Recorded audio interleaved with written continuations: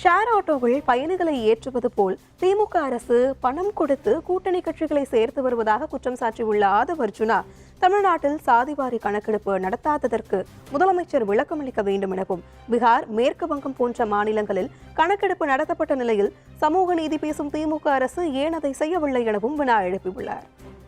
பீகார்ல நிறைவேறிடுச்சு, தெலுங்கானால பண்ணிட்டாங்க, கர்நாடகால பண்ணிட்டாங்க.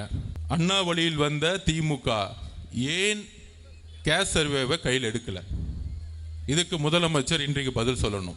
ஏன் எடுக்கலன்னா, சாதிவாரி கணக்கெடுப்பு நடத்திட்டா இன்றைக்கு உண்மையான கணக்கெடுப்பு தெரிஞ்சிடும். முதலமைச்சர் அவர்கள் திடீர்னு ஒன்று MK Stalin share auto service ஒன்று ஆரம்பிச்சிட்டார்.